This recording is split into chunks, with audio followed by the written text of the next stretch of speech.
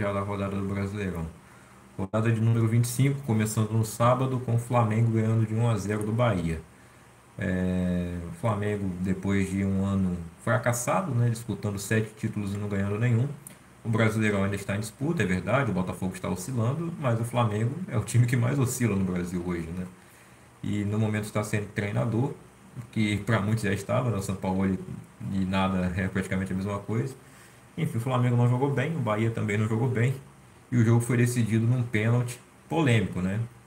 A imagem é muito borrada, eu até agora não consegui enxergar o toque no Bruno Henrique, mas lembrando que no jogo da Fonte Nova no primeiro turno também teve polêmica. O Flamengo ganhou de 3-2 aquela partida, né? Foi o jogo que o São Paulo ele não fez nenhuma substituição, das 5 possíveis ele não substituiu ninguém. Aliás, ao contrário, né? Desculpa. Ele fez as 5 substituições no intervalo, né? Que deixou muita gente confusa e ainda teve um jogador machucado no segundo tempo e ele não pôde mais alterar. Mas ganharam aquela partida, também teve polêmica porque teve jogador do Bahia expulso, talvez injustamente. Nesse jogo também o Canu foi expulso. Se eu não me engano, ele foi expulso no jogo da ida também, do primeiro turno, né? Mas ele foi de novo. E o Pedro fez o gol de pênalti, né? 1-0 para o Flamengo, vitória importante aí para se manter no pelotão da Libertadores. E matematicamente ainda tem chance de título, mas é o que eu venho falando, live após live. Futebolisticamente eu não vejo a menor hipótese do Flamengo ser campeão. E como disse o Cicinho, como eu disse também, não achei o corte do dia que eu falei isso, mas o Flamengo não ia ganhar nada nessa temporada, né? Pela confusão toda que foi feita pela diretoria. E resta saber se o Tite vai assumir, se vai ser o Carvalhal, outro nome citado, né? No momento é o Mário Jorge, que nesse primeiro jogo consegue uma vitória, né? No sábado, no mesmo horário, teve Fortaleza e Grêmio no Castelão. O jogo terminou empatado em 1-1. Fortaleza jogando com o time reserva, pensando na semifinal do Sul-Americano contra o Corinthians, né? Primeiro jogo que foi justamente esse placar aí, 1-1 lá em Itaquera. O Fortaleza decide no Castelão amanhã. E o Grêmio, que estava brigando ainda pelo título, né? Está ali em terceiro lugar. Seria muito importante vencer, né? Vendo que o Botafogo está oscilando muito, o Palmeiras também, né? O Grêmio tinha acabado de vencer o Palmeiras na rodada passada. E nessa rodada não consegue vencer o time reserva do Fortaleza, mostrando mais uma vez a extrema dificuldade que o Grêmio tem de jogar fora de casa.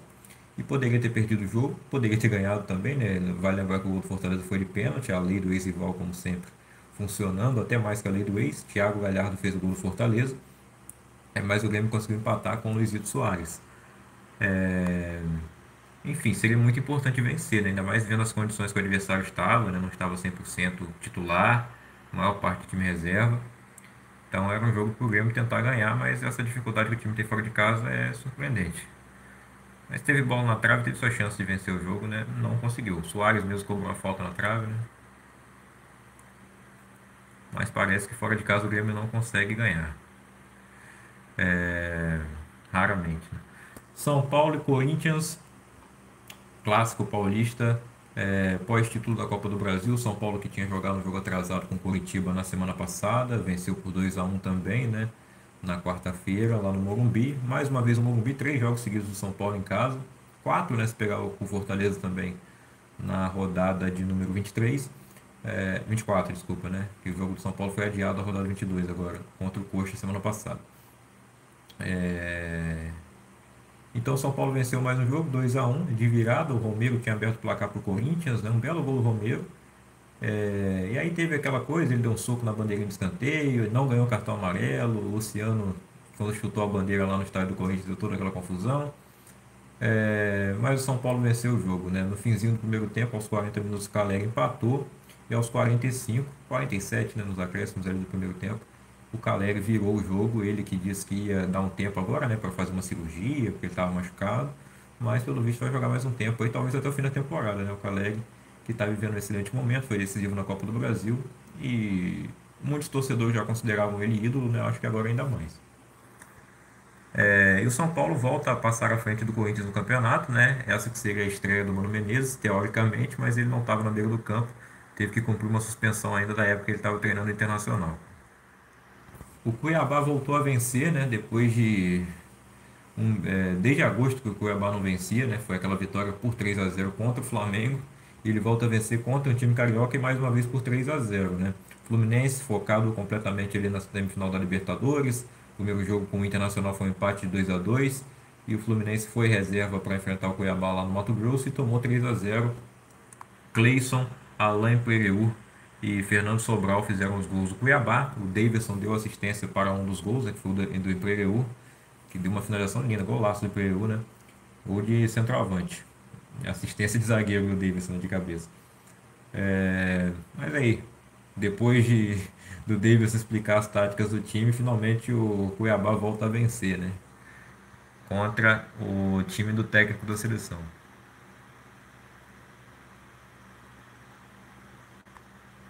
O Internacional, também pensando no jogo contra o Fluminense na Libertadores, também com time reserva, enfrentou o Atlético Mineiro, o ex-time de Eduardo Cudê, atual técnico do Inter, né? O jogo foi no Beira-Rio, o Inter perdeu, né, por 2-0 para o Atlético. O Hulk fez o primeiro gol, golaço, né? Foi um rebote ali, a bola foi na trave, voltou e ele pegou de voleio, bicicleta. Enfim, belo gol do Hulk, né? Pela finalização, e pelo movimento. E o Igor Gomes, aproveitando também uma falha da defesa do Internacional, fechou a conta para o Atlético, que vive seu melhor momento sob o comando de Filipão, né? Acho que já são 6 jogos sem perder, se eu não me engano. Nesse período aí, eu acho que é um empate e 5 vitórias, né? Tá muito bem o Atlético aí nas últimas rodadas e vai, né, chegando perto ali do bolo da Libertadores, enquanto o Internacional no Brasileirão com o Cudê, o desempenho é péssimo, né? Tão ruim quanto estava com o Mano Menezes, ou até pior, né? Foi apenas uma vitória com o Cudê, muitas derrotas e muitos empates. Agora, essa aí é aceitável, né? Dá para entender que o foco estava lá, o Atlético também com certeza tinha uma vontade a mais de ganhar do Cudê, né? Não só por vencer o jogo, e o Atlético conseguiu a vitória. No domingo, o clássico mineiro Cruzeiro e América, o jogo terminou empatado em 1-1. O Cruzeiro saiu na frente, Luciano Castan, irmão do Leandro Castan, né, abriu o placar de cabeça com assistência do Nicão no cruzamento no escanteio, né, e o Martim Benítez empatou o jogo para o América. Aí no segundo tempo, lá e cá, né, ninguém conseguia fazer nada. Lá no final, o Cruzeiro chegou a marcar um belíssimo gol de fora da área, né, mas foi parado por falta na origem da jogada, né. Mas o final de jogo aí foi bem interessante. Mas termina empatado, o América segue afundado na zona de rebaixamento, enquanto o Cruzeiro segue ali no meio da tabela. E agora o Zé Ricardo, né, conseguiu todos os resultados possíveis com a Raposa, né? Uma vitória, uma derrota e um empate em 3 jogos. Clássico também no Paraná, Coritiba e Atlético Paranaense. Coritiba que também está muito mal no campeonato, na zona de rebaixamento, dividindo a lanterna ali com o América. O Coxa venceu por 2-0 o Furacão, que não perdia 10 jogos, né? É aquele negócio que você olha e fala, pô, tá na cara que o Coritiba vai ganhar esse jogo, hein? O Atlético vai ressuscitar o Coritiba. No Couto Pereira, né, tem essa vantagem, a maior parte da torcida. Aliás, depois de muito tempo, acho que desde o ano passado que não tinha torcida dos dois times nesse clássico, né? Depois da confusão que teve lá no estadual. E a torcida do Coxa foi lá. Parece que teve atos racistas também, mas enfim. Curitiba dentro de campo venceu, né? Golaço de falta do Vitor Luiz, belo gol também do Luiz Limani, segundo gol dele com a camisa do Coxa. Já tinha marcado contra o São Paulo no meio de semana, mas ele consegue vencer o primeiro jogo, né? Com o time do Roberto Justus. Na Vila Belmiro, o Santos recebeu o Vasco e consegue sua segunda vitória seguida. O Santos, sob o comando do técnico interino, agora permanente até o fim do ano pelo menos, Marcelo Fernandes. O Santos atropelou o Vasco aí 4-1 foi o placar. É um placar um pouco mentiroso, não foi um baile do Santos, né? Foi um jogo assim, você olha, parece que foi um jogo divertido. Para mim não, né? Porque eu sou torcedor do Vasco. Mas para quem estava acompanhando assim por entretenimento, eu acho que foi um jogo divertido, né? Eu como torcedor fiquei muito revoltado, claro, com a atuação do Vasco, que não foi uma atuação ruim assim no primeiro tempo, né? O Vasco jogou melhor que o Santos no primeiro tempo, mas conseguiu tomar 3 gols. E isso falhas do Vasco em todos praticamente, né? O primeiro pênalti do Pumita em cima do Marcos Leonardo, e aí muitos levantou, né, de um lance do primeiro turno no jogo do Santos com o Vasco em São Januário, em um pênalti em cima do Pedro Raul que não foi marcado, né? Inclusive o CNM lá, que era o presidente da comissão de arbitragem, né, falou que não foi pênalti, fez live para falar, agora não falou nada, né? Enfim, o lance é muito parecido e esse foi pênalti aquele não. Bom, águas passadas, né? Para mim foi pênalti sim, o Pumita muito mal defensivamente, como sempre, né? Além de cometer o pênalti que abriu o placar para o Santos, o Vasco até consegue empatar aos 31 minutos. Né? O gol do Santos foi aos 15, o do Verratti aos 31. Falha também do time do Santos, né? Todo mundo no campo de ataque praticamente, estava ganhando de 1-0. É um time que na situação que estava, né? Não podia ir desse jeito para o ataque. E aí o jogador tentou chutar a bola do meio campo. O Vasco conseguiu travar bem, né? Não lembro se foi o Medel, se foi o Zé Gabriel, que depois entregou um gol também. Mas o Gabriel Peck saiu no contra-ataque e rolou pro Verratti fazer o gol. Números excelentes do Verratti, né? 8 jogos, 7 gols, é, e uma assistência, né? Números absurdos. Posso ter errado, ele tem um jogo a mais, enfim. Aí o Marcos Leonardo fez mais um, né? Na verdade o Rincon fez primeiro, né? Uma cobrança de escanteio do Soteldo, a bola sobra ali, falha a defesa do Vasco no jogo aéreo. O Rincon faz o gol. Depois o Marcos Leonardo faz mais um, o jogo termina 3-1 no primeiro tempo. E aí o Ramon Dias mexe muito mal no intervalo, ele que está fazendo um ótimo trabalho, mas nesse jogo mandou muito mal, substituições horríveis. É, E na segunda etapa, o jogo termina quando o Soteldo resolve ali pisar com os dois pés em cima da bola. Ele ficou em pé em cima da bola, né? Para ver se ele ficava um pouco mais alto. E aí o Sebastião Ferreira, que é um jogador horroroso, não sei por que o Vasco trouxe ele, né? E ele veio com a camisa 9. Eu fiquei com o maior medo dele ser o centroavante do Vasco no resto da temporada. Ainda bem que veio o Verratti. E ele não gostou da brincadeira do Soteldo, né? Foi para cima e ocasionou uma discussão, né? Uma discussão enorme ali, uma confusão generalizada. E no fim das contas, quem foi expulso foi o Medel, o único jogador de defesa do Vasco que foi bem nessa partida, mas acabou sendo expulso na confusão, né? E o Sebastião e o Soteldo levaram cartão amarelo cada um. Eu nem acho que o Soteldo devia levar cartão amarelo, muita polêmica aí, pô, desnecessário. Desnecessário é o Sebastião jogar futebol, porque ele não serve para isso. E como torcedor não fiquei revoltado, se fosse do meu time eu ia gostar, se eu não torcesse para time nenhum eu ia adorar ver esse espetáculo, é, porque é divertido, né? Mas, enfim, eu não fiquei bravo com o Soteldo, fiquei bravo só pelo Sebastião ter entrado em campo e por ele ter feito isso e acabado com a chance do Vasco de empatar a partida, né? Que estava 3-1 ainda depois que o Soteldo fez o primeiro gol dele nessa volta pro Santos, demorou, né?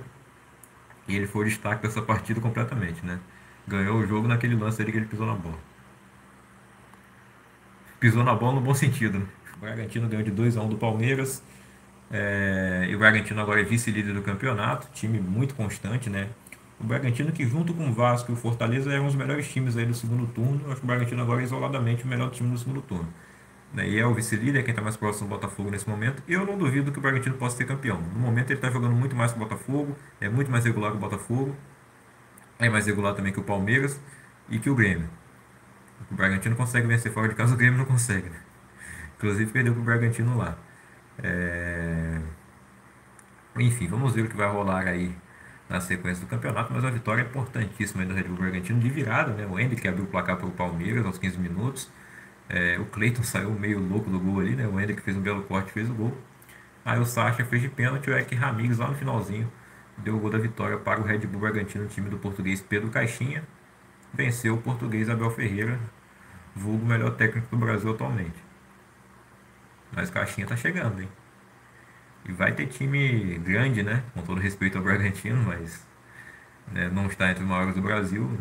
Se ganhar o título brasileiro, vai conquistar, escrever seu nome na história, né? Mas tem muita coisa para acontecer. Bom, Botafogo em busca desse bicampeonato desde 95, né? Empatou hoje com o Goiás. 1-1, Lucas Halter abriu o placar para o Goiás no primeiro tempo. E Tiquinho Soares, que começou no banco de reservas, né? Começou a aquecer ainda no finalzinho do primeiro tempo. A gente achou que ele fosse entrar ali, entrou no segundo e conseguiu logo no começo fazer um golaço, né? Apesar do desvio no próprio Lucas Halter, né? Que fez o gol do Goiás. Mesmo assim, foi um golaço do Tiquinho no ângulo sem chance pro Tadeu. Claro que foi no ângulo por conta do desvio, mas eu acho que seria gol do mesmo jeito, né? De qualquer forma, o artilheiro do campeonato começar no banco é esquisito, apesar de que o Tiquinho não vem jogando muito bem pós-lesão, né? Aquela derrota para o Flamengo foi a única do Botafogo no Newton Santos. Ele até que jogou bem, mesmo que não tenha marcado, né? Enfim, o gol que o Botafogo fez com o Vitor Sá naquela partida foi muito por conta do Tiquinho. E ele conseguiu empatar a partida, né? E o Botafogo soma um ponto que é melhor do que zero, né? E segue na liderança, aproveitando aí que o Palmeiras perdeu, mas o Bragantino que está chegando agora, né? O Grêmio também não fez sua parte. E o Goiás, com esse empate, sai da zona de rebaixamento. Tá de parabéns pela campanha que faz, mesmo que seja apenas um ponto acima do primeiro time na zona, que é o Vasco. O Goiás, para mim, é o time no papel pior do campeonato, mas consegue, né? Tá até que performando bem acima das expectativas.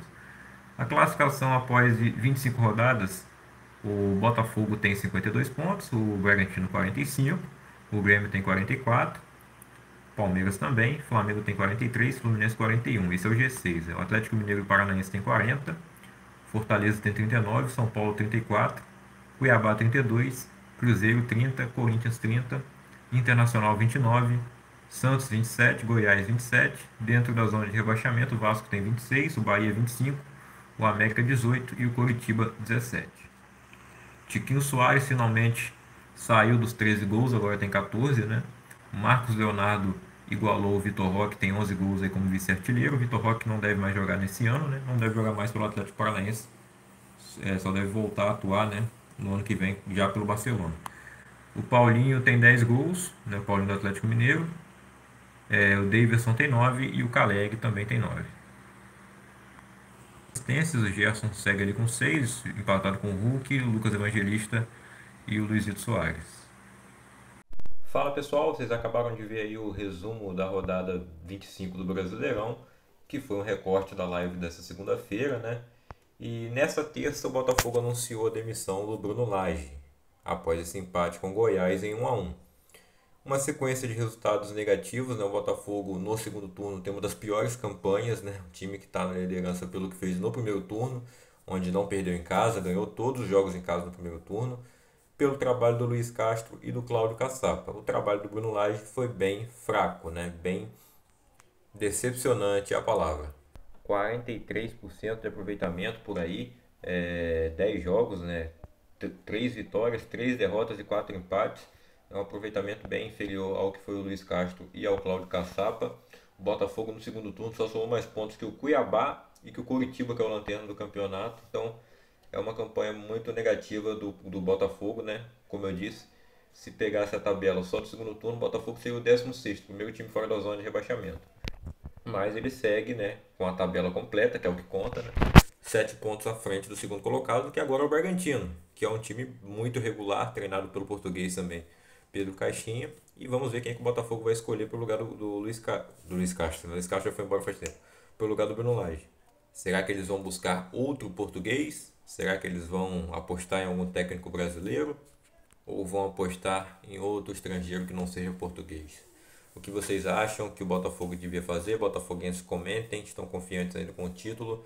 E se acham que o Bruno Lage realmente tinha que sair ou se ele ainda podia dar a volta por cima. Só vou dizer que o Cláudio Caçapa já arrumou outro emprego, não está mais como auxiliar do Lyon, ele já está treinando outro time. Eu acho que se o Botafogo chamasse, ele largaria e viria pro Botafogo, né? Ele está num time assim completamente desconhecido, nem lembro qual país que é agora, mas no momento quem vai treinar o Botafogo na próxima rodada é o Lúcio Flávio, o interino. Enfim, pessoal, então é isso, deixa o like se gostou do vídeo, se inscreva no canal, ative o sininho das notificações e até a próxima.